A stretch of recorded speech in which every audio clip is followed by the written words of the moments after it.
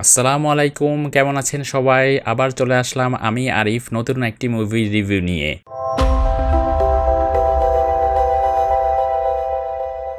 আজকে যে মুভি নিয়ে আলোচনা করব সেটি হচ্ছে এবার রোজার ঈদে one of the best underrated movie lipstick. G, lipstick movie নিয়েই আজকে আমরা আলোচনা করব। তো কথা না বাড়িয়ে চলুন চলে যাই মূল আলোচনাতে।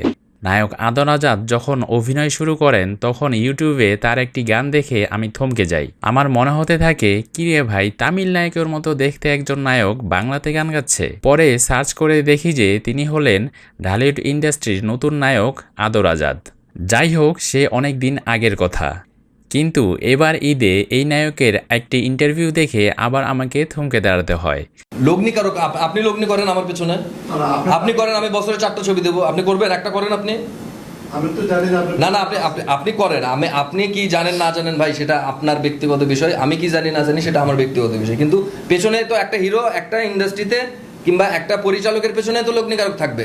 এই নায়ক নাকি নিজের মায়ের জমানো টাকা, জমি, নিজের গাড়ি এবং গরু বিক্রি করে একটি মুভি নির্মাণ করেছেন। আর সেই মুভিটি হলো লিপস্টিক। নায়ক হওয়ার জন্য এবং সিনেমাকে কতটা ভালোবাসলে একজন মানুষ এরকম কাজ করতে পারে সেটা হয়তো আপনাদেরকে আর খুলে বলার দরকার নেই। লিপস্টিক সিনেমাটিতে আজর আজাদের সাথে অভিনয় করেছেন নায়িকা পূজা চেরি। লিপস্টিক সিনেমার শুরুতে দেখা যায় একজন লোক মার্ডার হয়।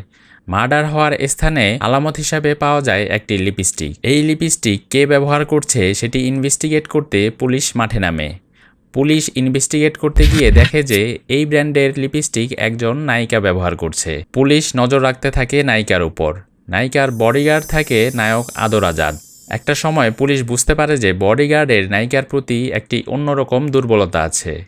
এই দুর্বলতার কারণ খুঁজতে গিয়ে বের হয়ে আসে আদর আজাদ পূজা চেরির প্রেম কাহিনী এবং গ্রামের একটি মেয়ের নায়িকা হয়ে ওঠার কাহিনী। এভাবে একটি মার্ডারকে কেন্দ্র করে রোমান্টিক এবং থ্রিলিং মুভি লিপস্টিক নির্মিত হয়েছে। মুভিটির ভিতর দম আছে বলতেই হবে। মুভিটি দেখে আপনার কখনো মনে হবে না এটি ওয়েস্ট অফ মানি। এই মুভিটি দেখে বিভিন্ন দর্শক এবং ইউটিউবাররা কি বলেছেন সেটি একটু দেখে আসি আমরা। লিপস্টিক ছবিটি আসলেই ফুল কমার্শিয়াল কনফিডেন্ট নিয়ে আদর আজাদ যে কথাগুলো বলেছে এটা সত্য। ছবি অনেক সুন্দর, মানে আপনি মুগ্ধ হবেন ছবি দেখে, কিন্তু ছবির হল কই? যদি ভবিষ্যতে হল বাড়ে তাহলে আদর আজাদের স্বপ্ন পূরণ হবে এবং এই গরু বিক্রি করা, গাড়ি বিক্রি করা নায়ক সত্যিকার অর্থে তার গরু এবং গাড়ি ফিরিয়ে আনতে পারবে এই লিপস্টিকের টাকায়। কারণ ছবি দান, দর্শক ছবি দেখলেই এই ছবি আস্তে আস্তে টাকা উঠে আসবে। আমাদের কাছে সিনেমাটা হচ্ছে বিনোদনের বিষয়, তো সেই বিনোদনটা আছে ছবিতে এবং দর্শকরা বিনোদিত হবে এই ছবি দেখে এবং ডিফারেন্ট টাইপের ছবি, অন্য প্যাটার্নের ছবি এবং একটা থ্রিলার ছবি বা একটা মার্ডার মিস্ট্রির ছবিতে যা যা প্রয়োজন হয় এই ছবিতে তা আছে এবং সুনির্মিত একটা সিনেমা, যেটাকে আসলে আমরা সিনেমা বলতে পারি। কারণ অনেক ছবি আছে আজকাল, ছবি দেখার পর মনে হয় না যে সিনেমা দেখলাম, মনে হয় যে নাটক দেখলাম, কখনো কখনো মনে হয় ওয়েব সিরিজ দেখলাম বা এরকম একটা অনুভূতি হয়।